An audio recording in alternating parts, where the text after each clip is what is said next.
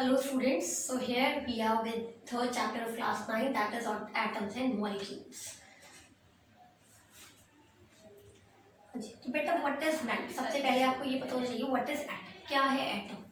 देखो अगर किसी भी सब्सटेंस की बात करते हो, किसी भी पार्ट उसकी बात करते हो, उसका सबसे छोटा यूनिट, किसी भी सब्सटेंस का सबसे छोटा यूनिट उसे हम बोलते हैं एटम्स। बेसिकली हम कह सकते हैं कि एटम्स के डिविजन मतलब एटम्स के बाद कोई और यूनिट एग्जिस्ट नहीं करता। जो हमारे पास साइंटिस्ट थे उन्होंने कहा कि जो मैटर है वो क्या है, वो किससे बनी हुई है, एक बिल्कुल स्मॉलेस्ट यूनिट से बनी है, उसे हम बोलते हैं एटम। ठीक है। अब जो एक साइंटिस्ट थे डाल्टन, उन्होंने कहा कि एटम को हम बेसिकली ये कह सकते हैं कि एटम का मीनिंग है इनडिविजिबल। डाल्टन के अकॉर्डिंग एटम वाज इनडिविजिबल, मतलब फर्दर डिवाइड नहीं कर सकता। अब अगर मेरे पास में एटम्स हैं जो according to Dalton it was indivisible, लेकिन फर्दर अगर मैं एटम्स को कंबाइन कर दूं, मतलब इसे इन छोटी छोटी यूनिट्स को कंबाइन करती चली जाऊं, then we will get a further higher unit that was called as molecules. मतलब you can say atoms will form higher unit which was molecules. ठीक है। मॉलिक्यूल को अगर आप डिवाइड करोगे तो हमारे पास क्या बनेगा, वी विल गेट एटम। लेकिन अगर हम एटम को फर्दर डिवाइड करेंगे तो according to Dalton it was indivisible and we will not get further any particle. ठीक है। अब आपने ध्यान रखना है कि अगर मैं मैटर की बात कर रही हूँ, if we are talking about matter, तो all the matter in the universe it is made up of very small particle which was called as atom and further on combination of atoms we get molecules. So particles of matter are made of atoms and molecules. ठीक है। अब देखो अगर same kind की बात करें, अगर मेरा सेम एटम है, फॉर एग्जांपल आयरन एटम है, आयरन एटम, तो आयरन की सब एटम्स की प्रॉपर्टी बिल्कुल सेम होगी, सेम पार्टिकल्स या same atom will have same properties, but different atoms have different properties. अगर मेरे पास कंबाइन हुआ है आयरन आयरन आयरन, आयरन का एक आपके पास एलिमेंट फॉर्म हुआ है, तो उसके अंदर आयरन का पार्टिकल है, आयरन का एटम है, हर आयरन के एटम की प्रॉपर्टी बिल्कुल सेम होगी। लेकिन अगर मैं बात करती हूँ आयरन और ऑक्सीजन कंबाइन हो गया, आयरन ऑक्साइड बना है, इसमें आयरन की एटम की पार्टिकल अलग, प्रॉपर्टीज अलग, ऑक्सीजन पार्टिकल की प्रॉपर्टीज अलग। तो different particles or different atoms will have different properties while same atoms will have same properties. ठीक है। तो अब आपके पास कोई भी मैटर है, उसकी प्रॉपर्टी किस पे डिपेंड करती है, basically on the atoms and molecules which are present in it. ठीक है। अब before going further discussion about atom, first we will discuss law of chemical combinations. और ये वाले लॉज इन्होंने क्या किया है, these law confirm that atom was the basic particle और the smallest particle of matter. ठीक है। तो सबसे फर्स्ट हमारे पास लॉ है law of, we are discussing about laws of chemical combination.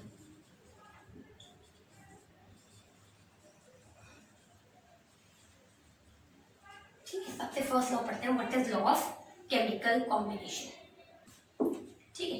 पहले केमिकल हम जो है बेसिकली तीन इंपॉर्टेंट लॉज पढ़ेंगे of chemical combination. Number one is law of conservation of mass, और सेकंड है आपके पास constant proportion, and third is law of multiple proportion. ठीक है।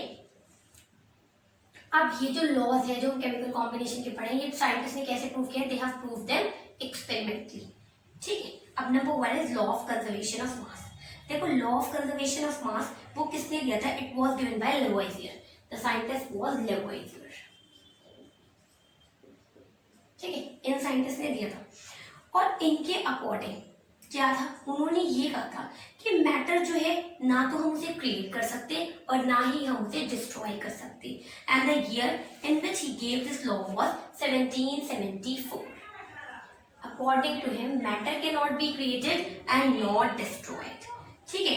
कभी भी आप कोई केमिकल रिएक्शन करा रहे हो, उसमें ना तो मैटर क्रिएट होगा खुद से और ना ही डिस्ट्रॉय हो सकता है। अब देखो जो हमारे एलिमेंट्स रिएक्ट करेंगे, जो हमारे एलिमेंट में क्या करेंगे, जो हमारे एलिमेंट्स रिएक्ट करते हैं उन्हें बोलते हैं रिएक्टेंट्स, और जो नई चीज फॉर्म होगी उसे बोलते हैं प्रोडक्ट्स। ठीक है। अब लॉ ऑफ कंजर्वेशन ये कहता है बेसिकली, अगर प्रॉपर स्टेटमेंट इन मतलब किसकी उसमें में पढ़ते हैं रिएक्टेंट्स और प्रोडक्ट्स की, तो उसके अकॉर्डिंग ये कहता है कि the mass of reactants would be equal to mass of products. ठीक है, कि जब भी कोई केमिकल रिएक्शन होगी तो रिएक्टेंट्स और प्रोडक्ट्स का मास बिल्कुल इक्वल होगा and there is no change in mass during a chemical reaction. ठीक है, अब अपनी ये चीज को प्रूव करने के लिए व्हाट साइंटिस्ट डिड, उन्होंने कहा कि लो हम बात करते हैं कैल्शियम कार्बोनेट की। ठीक है, कैल्शियम कार्बोनेट का मास अभी कैलकुलेट करेंगे। इट डिकम्पोजेस इनटू, उसका थर्मल डिकम्पोजिशन किया and it form calcium oxide and carbon dioxide, यही फॉर्म करता है। देखो अगर हम बात करते हैं कैल्शियम कार्बोनेट की, तो कैल्शियम का मास होता है 40 grams plus carbon is 12 plus 3 into 16, total comes out to be 100 grams. Now if we are talking about calcium, it is 40 and it is 16, it comes out to be 56 grams. Carbon dioxide is 12 plus 2 into 16 which is 32, is equals to 44 grams. ठीक है, अगर if we combine 56 and 44 it also comes out to be 100 grams. तो scientist ने ये ऐसे prove किया कि देखो अगर हम कैल्शियम कार्बोनेट है एक एलिमेंट, अगर हम उसका डिकम्पोजिशन करते हैं, हम उसे ब्रेक करते हैं, तोड़ते हैं, तो वो अपने अपने पार्टिकल में बन जाएगा। जिस चीज से वो फॉर्म हुआ वही चीज वो दोबारा अपने एलिमेंट फॉर्म कर देगा। तो अब उन्होंने क्या किया, उन्होंने कैल्शियम कार्बोनेट का मास कंसीडर किया and the components in which it was breaking is calcium oxide and carbon dioxide. Calcium oxide का मास कितना है 56 ग्राम्स और ऐसे ही कार्बन डाइऑक्साइड का मास हो गया 44 grams. If we are calculating the total mass of products, ये प्रोडक्ट्स बने, ये रिएक्टेंट था भाई, इसकी डिकम्पोजिशन हुई, ये रिएक्टेंट जो नई चीज बनी वो प्रोडक्ट। तो फिर अगर मैं टोटल प्रोडक्ट का मास करती हूँ वो भी 100 ग्राम्स आता है और कैल्शियम कार्बोनेट जो हमारा रिएक्टेंट है its mass we were also getting as 100। तो उनके अकॉर्डिंग तो ये चीज प्रूव हो गई कि हाँ भाई रिएक्टेंट और प्रोडक्ट का मास बिल्कुल इक्वल है। रिएक्शन हुई है, आप कह सकते हो रिएक्शन केमिकली कुछ ना कुछ तो चला है, आपने उसे डिकम्पोज कराया है। ठीक है, अब यहां तक आपको क्लियर हो गया। अब यही चीज अभी तो उन्होंने एग्जाम्पल के थ्रू प्रूव की, अब उन्होंने क्या किया, उन्होंने यही चीज एक्सपेरिमेंटली प्रूव की। एक्सपेरिमेंटली उन्होंने कैसे प्रूव की, what he did was he took a barium chloride in conical flask. तो उन्होंने ना यही एक्सपेरिमेंट में किया, बैरियम क्लोराइड लिया एक फ्लास्क में, कॉनिकल फ्लास्क में। ठीक है, और उन्होंने second chemical what he did was, देखो एक उन्होंने लिया था सोडियम सल्फेट। ठीक है, barium chloride and sodium sulphate से यही टू एक्सपेरिमेंट्स प्रूव किए।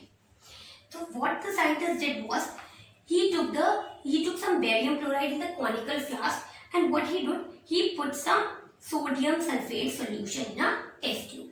ये चीज एक बड़े फ्लास्क में ले ली, ऐसे करके it was a conical flask which was having barium chloride and he dipped a small test tube which was consisting of sodium sulfate।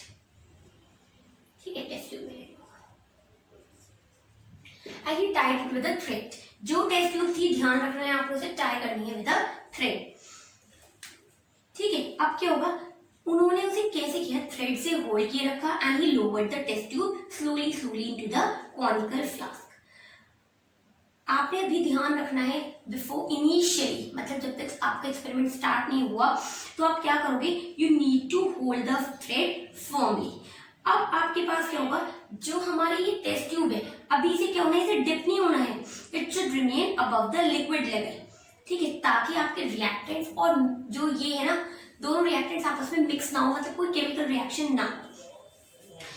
अब before this what we are doing, इससे पहले अब इन दोनों को मिक्स कराने से पहले आपने क्या करना है, you need to measure this flask. आप इसका वेट करो, वेट करने के बाद व्हाट यू विल गेट, जो भी आपको मास आता है XYZ आप उसे नोट कर लीजिए। Now what you will do, just remove the क्रम। हमने यहाँ पे इसे रबर कॉर्क से टाई किया, इस चीज को रबर कॉर्क को रिमूव करो and now what you will do, जैसे ही आपके पास ये लूज हो जाएगा, what you will do, you will start loosening the thread. उस लूजनिंग की वजह से क्या हो जाएगा, हमारे पास जो ये सोडियम सल्फेट है, जो टेस्ट ट्यूब है, ये कॉनिकल फ्लास्क के कॉम्बिनेशन में है, दोनों रिएक्ट करेंगे। एज अ रिजल्ट क्या होगा, आपके पास प्रोडक्ट्स फॉर्म होंगे। हमारे पास प्रोडक्ट जो फॉर्म होता है वो होगा, the products would be formed as barium sulphate and NaCl। ये चीज फॉर्म होती है आपकी। ठीक है, now what we will do, now again what you will do, you just measure the weight of the product so formed. Now अगर मेरा product y आया है और जो रिएक्टेंट्स आपने लिए थे उनका टोटल मास x था, अगर x और y दोनों इक्वल आते हैं तो आपके पास क्या होगा, इट मीन्स एक्सपेरिमेंट हमारा प्रूव हो गया. तो what he saw was also that the product mass which initially, मतलब जब बेरियम क्लोराइड और सोडियम सल्फेट अलग अलग थे, कंबाइन नहीं हुए थे, मास हमारा x था, एग्जांपल सपोज कर लिया हमने x, और उन्होंने ये जो मास आया y, they both were equal. तो ये चीज हमारी क्या हो गई है, एक्सपेरिमेंटली प्रूव हो गई है. ठीक है, हो गया यहाँ तक क्लियर.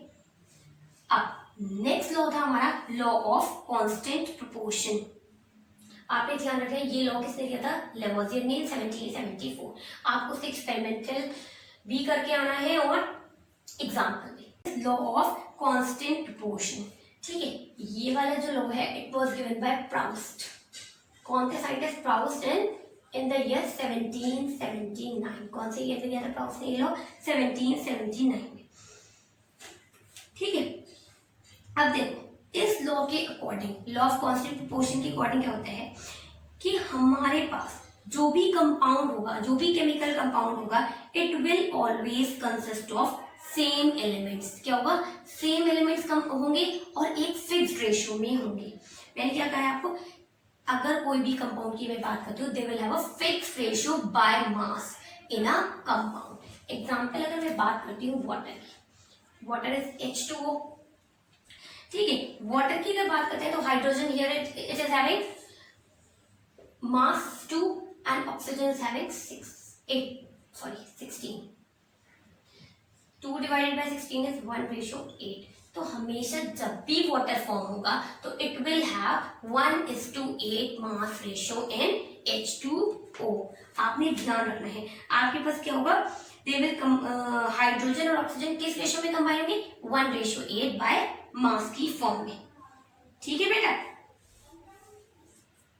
ऐसे ही अगर मैं किसी भी एलिमेंट का करूं या अगर मैं इसको डिकम्पोज करती हूँ H2O को, तब भी हमारे पास क्या होगा, सेम रेशियो में फॉर्म हो जाएगी ये चीज. अब ये तो भी उन्होंने क्या दिया, ऐसे एग्जांपल करके दे दिया. नेक्स्ट अब मैं अगर इस चीज को एक्सपेरिमेंटली प्रूव किया साइंटिस्ट ने, व्हाट ही डिड वाज, या सबसे पहले आप नेक्स्ट एग्जांपल बात कर लो. एग्जांपल बात करते हैं एमोनिया की. एमोनिया का डिकम्पोजिशन हमेशा क्या होगा, जब भी आप एमोनिया को डिकम्पोज करोगे it will have, like ammonia form होता है NH3. नाइट्रोजन कितना है हमारे पास, नाइट्रोजन का मास होता है 14, 1 हाइड्रोजन का मास 1, 3 हाइड्रोजन का 3. तो एमोनिया के अंदर हमेशा नाइट्रोजन और हाइड्रोजन किस फॉर्म होंगे, they would be in the ratio 14:3. ठीक है बेटा, आप ये चीज कैलकुलेट भी करके देख सकते हो. सबसे पहले आप एग्जांपल में आपको कॉपर ऑक्साइड में कहूँ, आप मास निकालो कॉपर का, कॉपर ऑक्साइड का मास निकालो और क्या कर दो, ऑक्सीजन का निकालने की copper oxide minus copper minus कीजिए. Now you will take out the ratio. जब रेशियो निकालोगे आपके पास हमेशा क्या होगा, you will get the same proportion. आप इस लॉ को ऐसे भी पढ़ सकते हो कि देखो हम चाहे कितनी डिफरेंट सोर्स से लें. अगर मैं वाटर की बात कर रही हूँ, चाहे वाटर लेक वाटर है, चाहे वाटर आपका सी वाटर है, चाहे वो टैप वाटर है, कुछ भी वाटर है, किसी भी काइंड का वाटर है, it will always contain 1:8 by mass of the constituent element.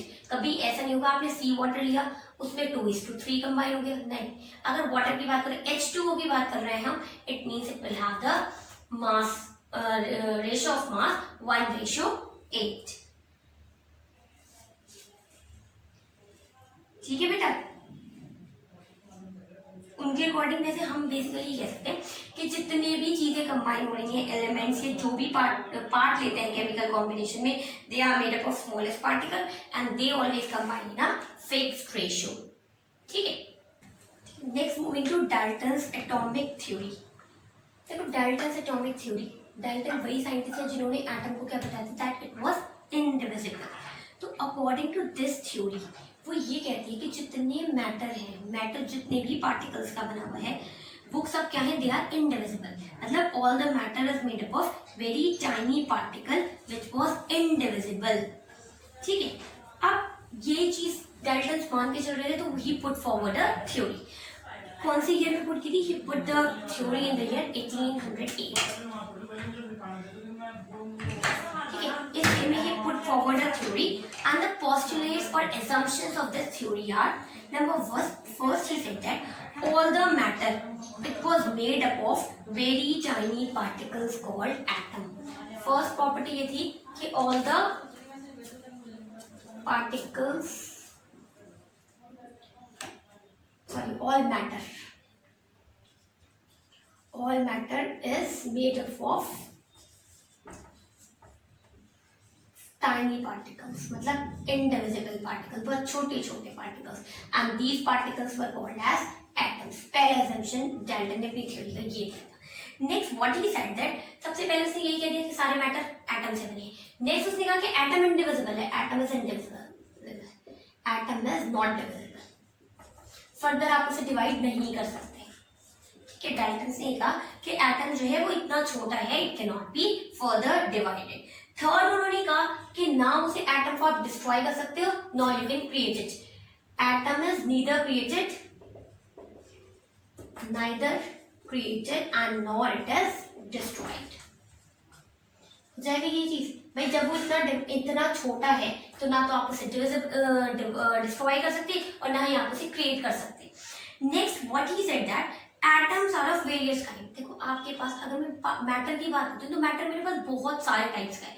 तो जितना मैटर है उतने ही टाइप के आपके पास एटम्स होंगे. तो उनके according he said that atom is of various type. और देयर आर, जितने एलिमेंट्स हैं उतने टाइप के आपके पास एटम्स प्रेजेंट हैं. क्या कहा उन्होंने कि atom is various types kinds. और कितने काइंड्स के हैं? Atom is of various kind. और कितने काइंड्स के? जितने के elements. Atom is various kind as there are elements.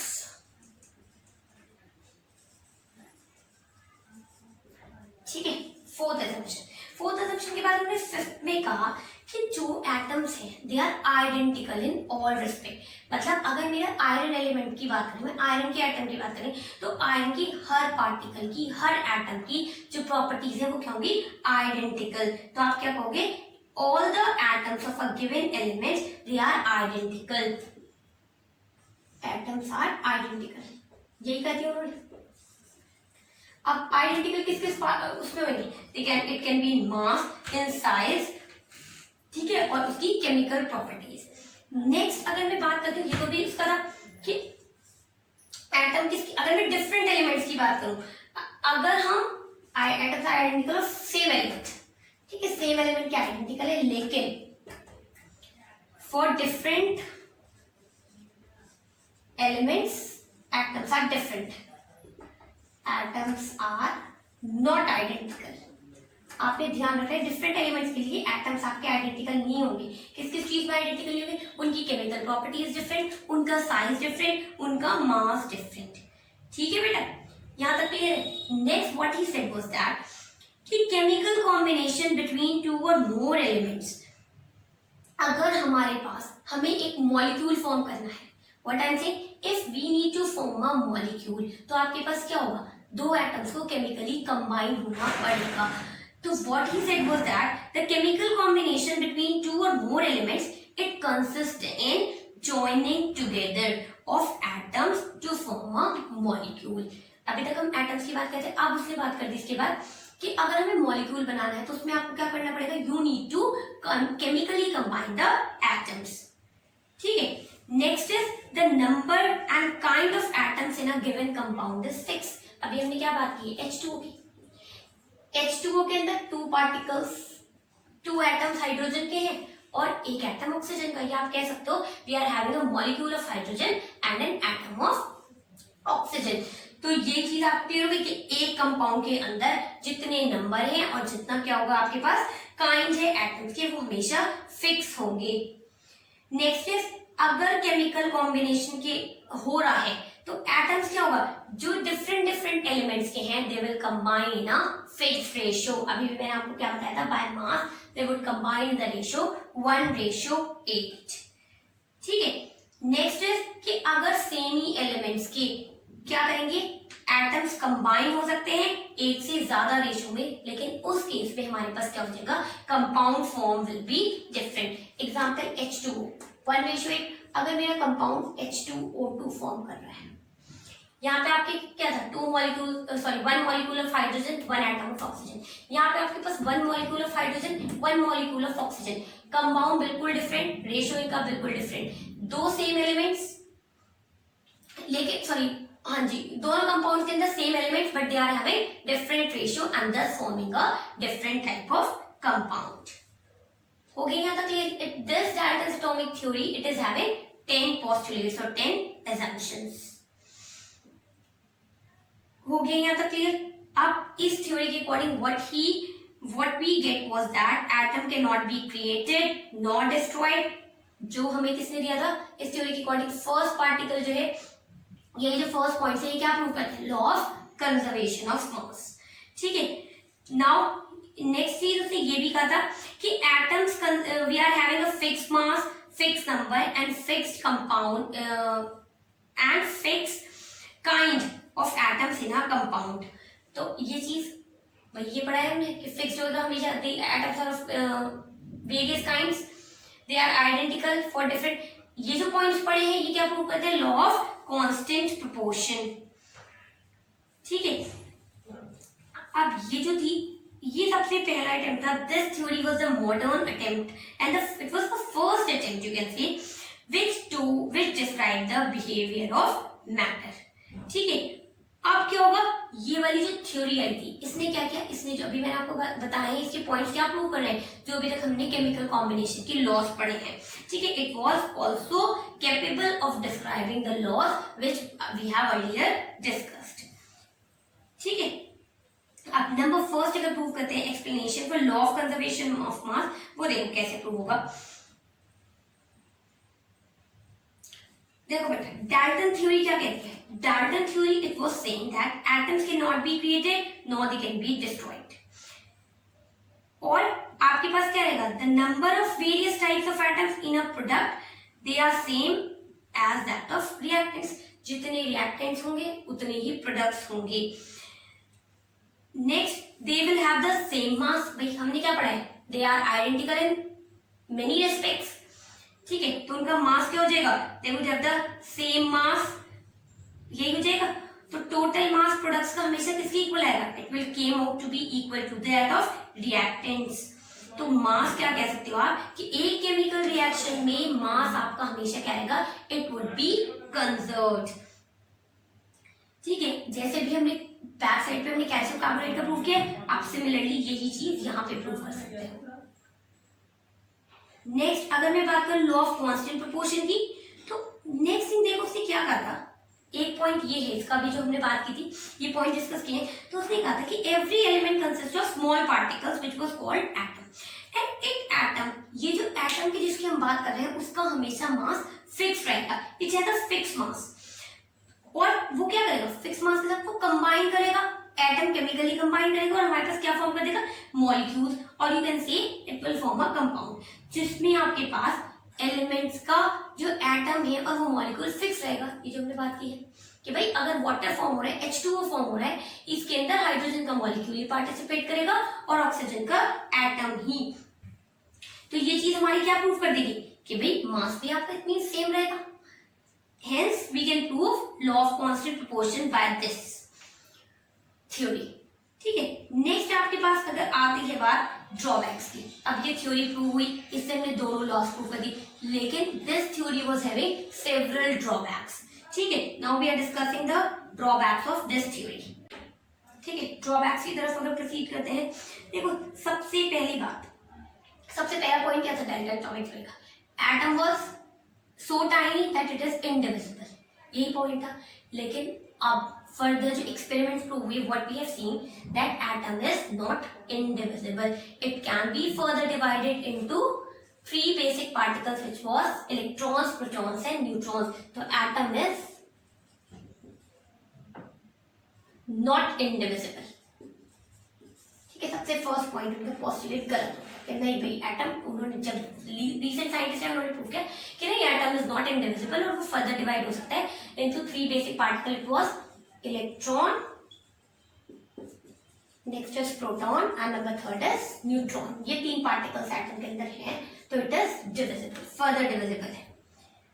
ठीक है बेटा, नेक्स्ट उन्होंने कहा था कि अगर हम बात करते हैं एटम्स की ऑफ एन एलिमेंट्स, तो उनमें क्या होगा, हमेशा मास सेम होगा उनका, दे आर आइडेंटिकल, हमने यही बात की, they are identical in every respect. लेकिन अब ये मालूम हुआ है कि the atoms of same element they can have a different mass. Atom same element के लेकिन उनके मासेस डिफरेंट हैं, we can say about isotopes. Hydrogen का एलिमेंट उसका 1 भी मास हो सकता है, हाइड्रोजन के एलिमेंट का 2 भी मास हो सकता है, it can even have a mass of 3। तो एक ही सेम एलिमेंट के हमेशा एटम्स ऐसा नहीं होगा, बिल्कुल आइडेंटिकल होंगे, दे can have slightly different mass, you can see from here. H1, H2 and H3 तीनों एलिमेंट हाइड्रोजन का है, मासेस क्या है तीनों के डिफरेंट है। ठीक है बेटा, next is Dalton theory said that atoms of different element can have different mass, कि अगर different elements होंगे उनके masses different होंगे, लेकिन it was also proved wrong because it was known that even atoms of different element can have same mass। अगर हम बात करते हैं isobars की, different elements but they are having different mass, carbon 614 and nitrogen 714, ये carbon का element, ये nitrogen का element, and they are having both same masses. तो ये भी पॉइंट प्रूव हो गया था रॉन्ग उनका। ठीक है, तो the drawbacks were, number 1, atom was further divided into 3 basic particles, next was there were existence of isotopes, and third one was isobars were also existing। ठीक है, in next lecture we will discuss about what are atom, what is symbol of atoms। ठीक है, तो यहाँ तक जो भी problem हो please you can ask in comment section, and do like, share and subscribe our channel।